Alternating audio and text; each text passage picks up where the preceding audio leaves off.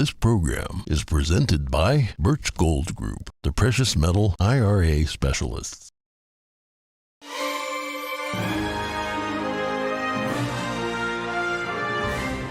Good morning. In today's headlines, shadow banning of conservatives, blacklists, and a secret group for suppressing controversial accounts. All that and more in the eye-opening second Twitter files installment.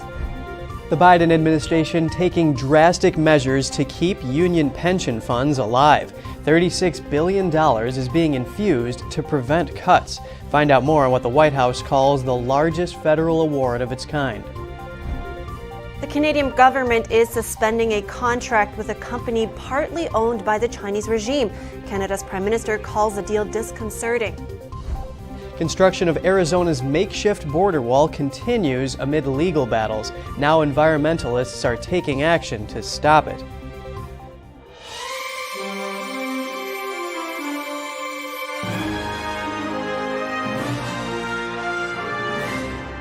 Good morning. Welcome to NTD. I'm Kevin Hogan. Good morning, and I'm Evelyn Lee. Today's Friday, December 9th. And let's start with a revealing second installment of the so-called Twitter files. It was published Thursday evening and shines a bright light on the secret blacklisting of conservatives happening at Twitter before the Elon Musk takeover. NTD's Daniel Monahan has the story.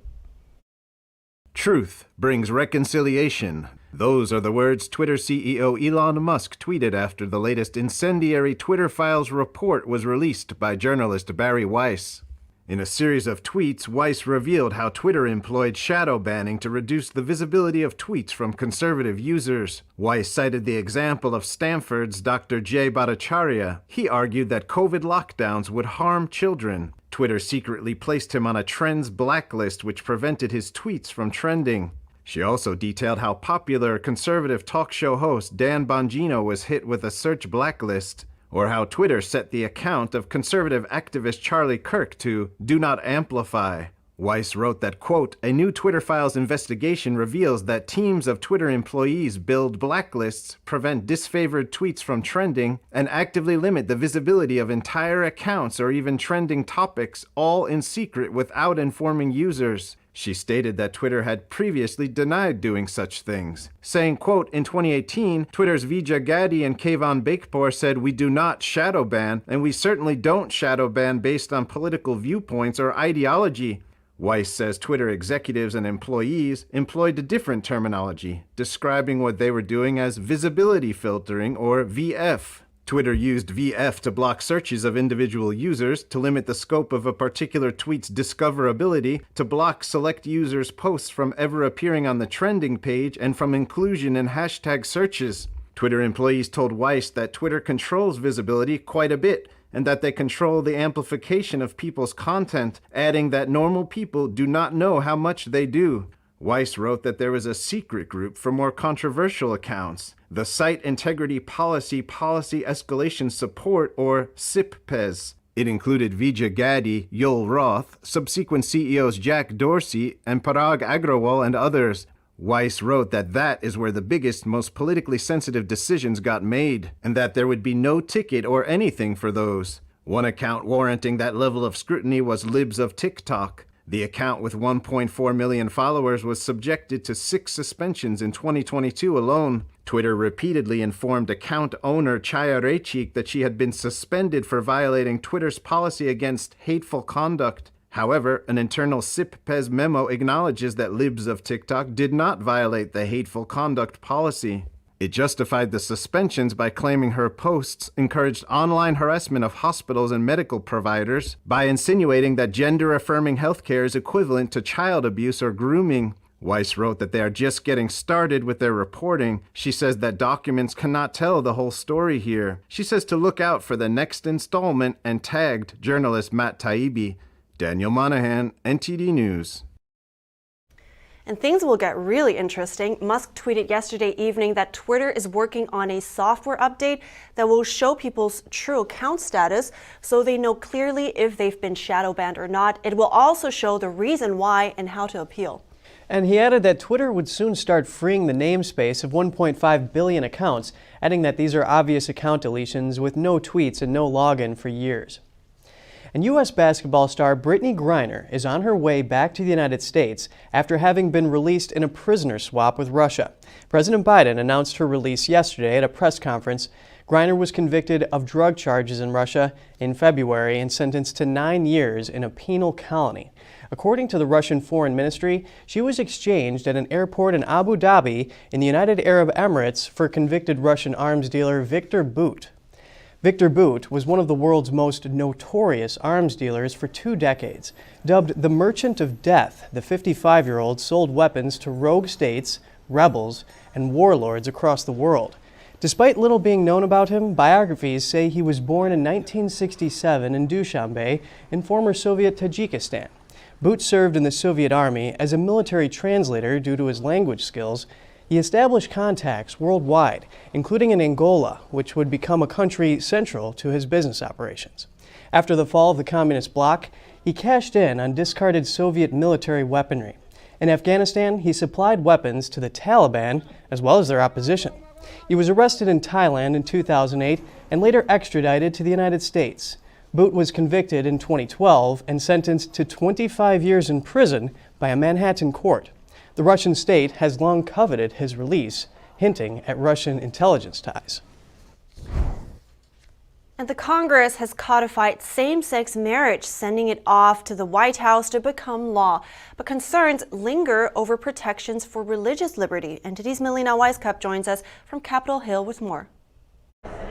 This bill requires all 50 states to recognize same-sex marriage if it was legal in the state in which it was performed, but it does not require all states to legalize same-sex marriage. However, it does alter the federal definition of a marriage by repealing the Defense of Marriage Act, which specifically defines marriage as a union between one man and one woman. And it was a bipartisan bill. There were 39 House Republicans who joined with House Democrats to pass it. And on top of that, there were 12 Republicans in the Senate which approved of this measure last week. Landmark law, changing the law for full equality. Now the federal government will never stand in the way of anyone marrying the person you love.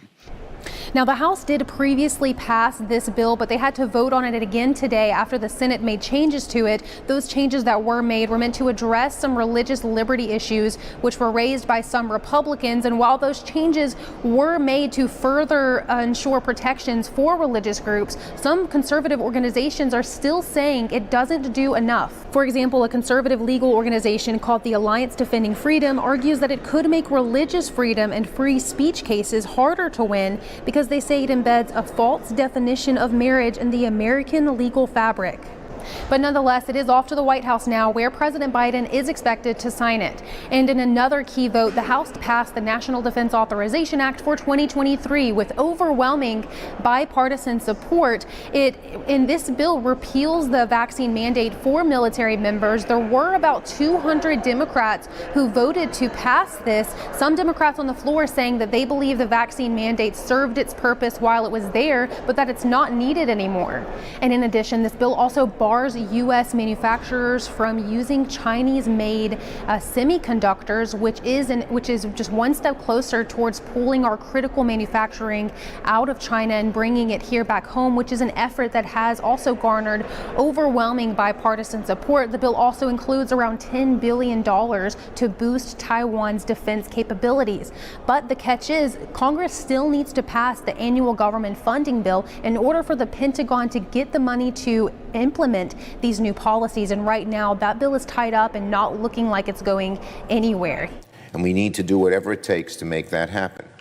We need to make sure our whole government is postured to compete with China, both at DOD and across the government. We need to fund our efforts to assist the Ukrainians. We need to fund our new communities and our friends in Taiwan. And lawmakers still have not agreed on a top-line number for that government funding bill. And if they can't reach a deal on that, they will have to pass another short-term funding bill with less than 10 days to get this done until a government shutdown kicks in. Reporting in Washington, D.C., Melina Weisskopf, NTD News. Hundreds of people gathered outside of the New York Times building in New York City yesterday. Over 1,000 employees went on strike. They're asking for higher pay and better benefits. NTD's Jason Perry spoke to some of them. I'm here in New York City, right outside of the New York Times building. And as you can see, hundreds of people are here in support of the New York Times employees who went on strike. The employees are asking for higher pay, better benefits, and a better work from home or work remote policy. We are sending a clear message. They can't just give out stock dividends and buybacks like candy to shareholders and not give us a fair share. Over 1,100 New York Times employees are on a strike that will last just 24 hours. This came after New York Times management and the union representing the employees failed to reach an agreement for a new contract. We have fighting for the contract for 20 months now, and we are working with no contract for 20 months, and I think it's enough already. So we have not had a contract for almost 2 years, and we did not get a raise for another year before that. This has been during high inflation. Inflation is 8, 9, 10% in one of the most expensive cities in the world, and we have not had a raise. So we are all falling behind. We're asking for a raise that makes us whole. One New York Times employee said the company was not in trouble financially. He added that the New York Times had just spent $550 million to buy the website The Athletic. A New York Times spokesperson told the Associated Press that the company would continue producing content and it will get help from international reporters and other journalists who are not union members. I'm not in on the union strategy, but I would look at it as sort of a shot across the bow, as they say. You know, we did it for a day, but, you know, we're ready to go out for maybe longer next time. I think today is a really good showing of what the labor movement right now looks like. A lot of people are realizing that culture costs money, that like having the New York Times is such an incredible institution and brings a lot of empowerment to a lot of places that don't have voices. But these people are working to do that, and they need the money and the stability to do it well. New York Times employees are ready for a new contract, and the New York Guild is the union leading this strike. They recently tweeted that the members will do whatever it takes to win a better newsroom. Jason Perry, NTD News, New York. At the same time, the Biden administration is awarding $36 billion to a union pension fund. The move will prevent cuts to the pensions of around 350,000 union workers and retirees. President Biden made the announcement at a White House event yesterday. These union workers and retirees are facing cuts up to 60% of the benefits starting in the next few years if we hadn't acted. That means some folks would stand to lose $10,000 each and every year of their retirement. It's not going to happen. The cuts are not going to occur. The White House says it's the largest federal award of its kind. It comes from the American Rescue Plan, which is a nearly $2 trillion pandemic relief package that Biden signed into law in 2021. The money will go to the Central States Pension Fund. It's been struggling financially for many years. The fund was at risk of becoming insolvent in 2026, but the pandemic relief money is expected to keep it afloat to 2051. And many union retirement plans have experienced financial pressure because of underfunding. Over 200 pension plans were having a hard time paying the retirement benefits, workers had earned at the time the American Rescue Plan was passed. Yes, and like President Biden mentioned, without federal assistance, Teamster members could have seen their benefits reduced by an average of 60% within a couple of years. And coming up, a deal Canada's Prime Minister calls disconcerting. The Canadian government just canceled a contract with a company partly owned by the Chinese Communist regime. Construction of Arizona's makeshift border wall continues amid legal battles, but environmentalists in the area have different ideas. Find out more about their protests after the break.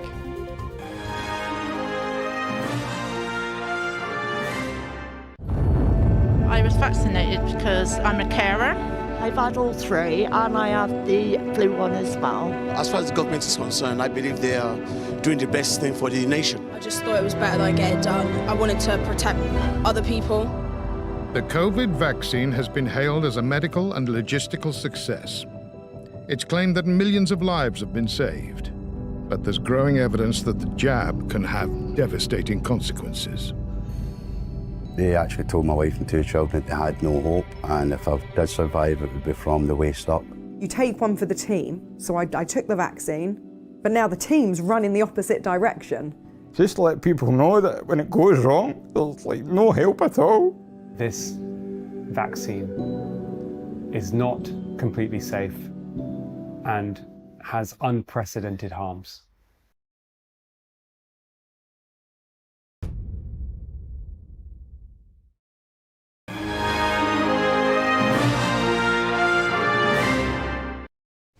Welcome back. I'm Kevin Hogan. In Canada, the federal government is suspending a contract with a company that is partly owned by the Chinese regime. This is following a recent investigation that discovered the contract. Here's the story. Canada's Public Safety Minister confirmed Thursday that the Federal Royal Canadian Mounted Police, or RCMP, have suspended a contract with a company linked to the Chinese regime. Radio Canada reported on Wednesday that the federal government had awarded a contract worth about $400,000 to Sinclair Technology in 2021.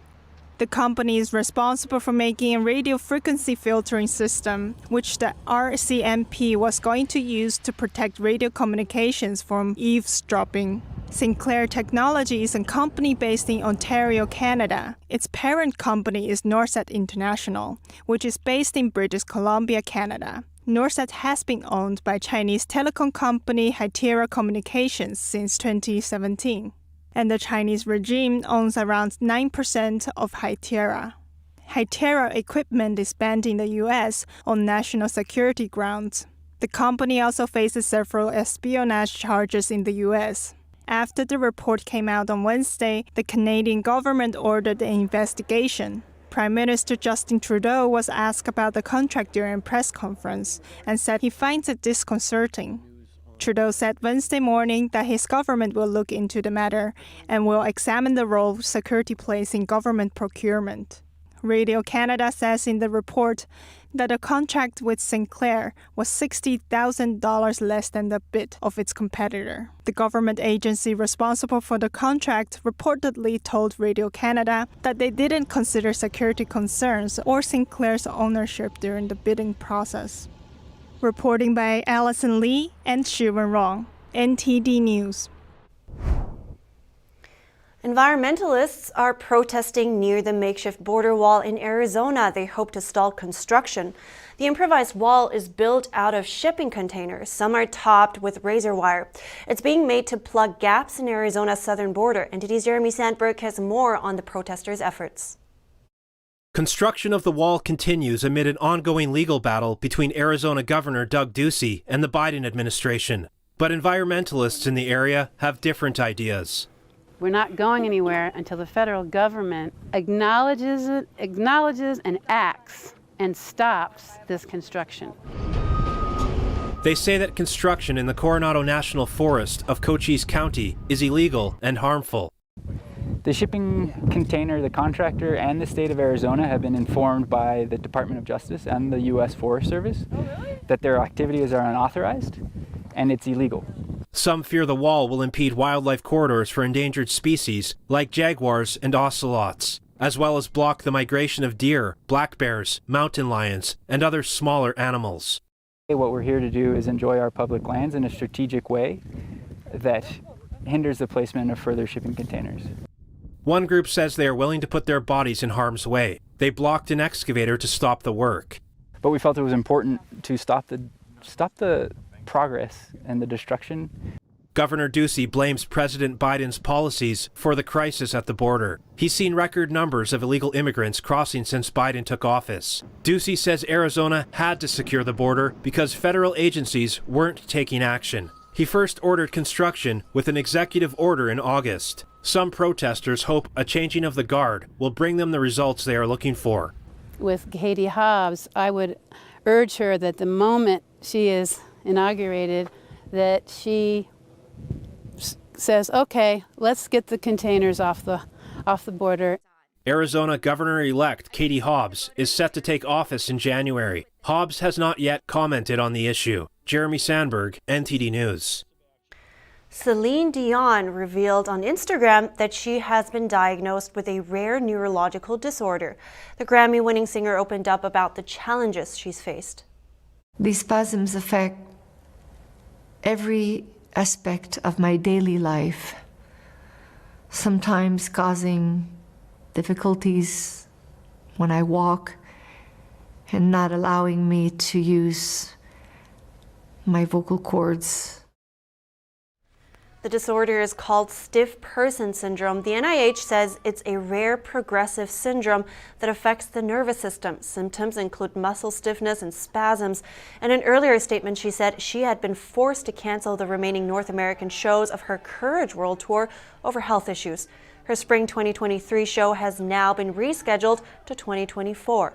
Dion said she has a great team of doctors working with her to get better and great support from her children who are giving her hope.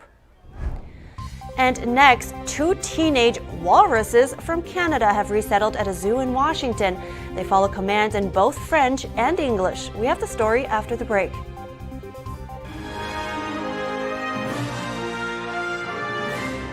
This is Stephen K. Bannon. I urge you to protect your savings from inflation by diversifying into a physical gold IRA from Birch Gold Group. Simply text the word NTD to 989898 and you'll get a free info kit on gold IRAs explaining everything. Coming soon on the premiere of International Reporters Roundtable, journalists Greg Ho, Will Richardson, and Costo Acondo join us to discuss the relationship between China and Russia, their activity in Latin America, how this is playing out at the U.S. southern border, and what's really going on in Ukraine. What's the link? Is there a strategy? Tune in Saturday afternoon at 1 p.m. or Sunday at 7 p.m. Eastern Time as NTD host Tiffany Meyer and our guest panelists give us a clearer picture of these global events.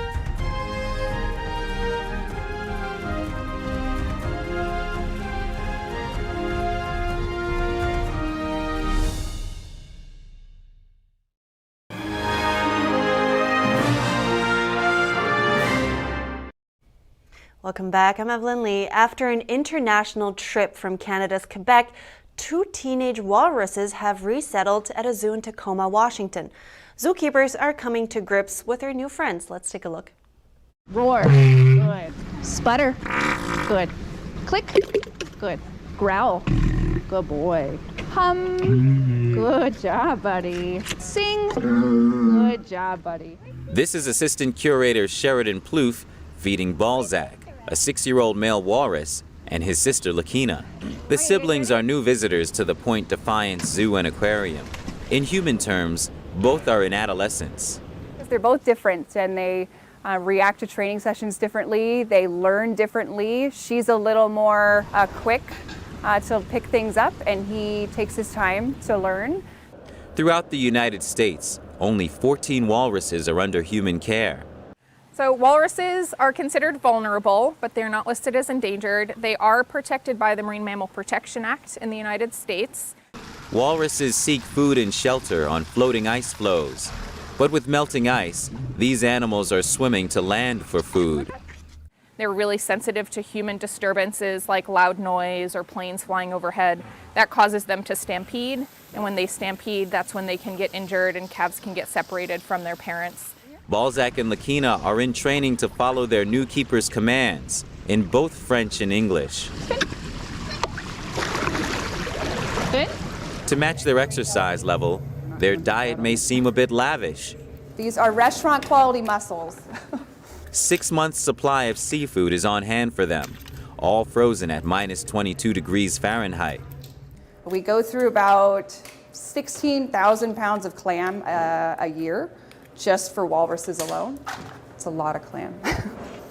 A team of vets check on them regularly to keep them in optimal health. Oh my goodness. Are you ready for your exam? Open. Walruses living in captivity enjoy a dental benefit not available to those in the wild. Their tusks lack enamel or have very little enamel, so it makes them prone to developing wear very easily. And because they can get wear on them, they can get an infection, and so we want to make sure we protect the ends of the tusks. And this happens with wild walrus as well. They just don't have the dentist to put on their caps.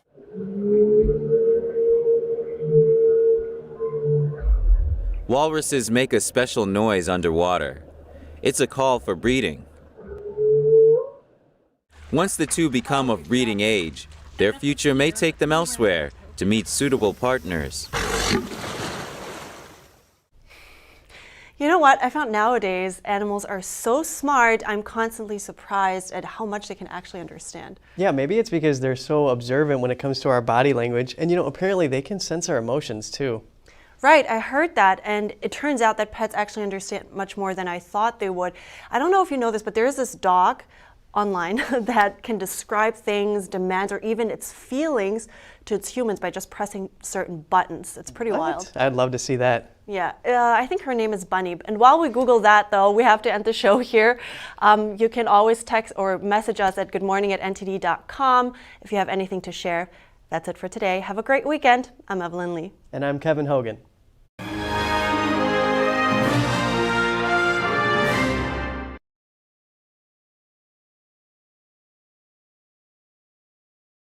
Thanks for watching us on YouTube. Did you know YouTube only keeps selective videos on its platform? So if you want to make sure you get the full picture, just subscribe to our newsletter. Go to newsletter.ntd.com and sign up. It's free.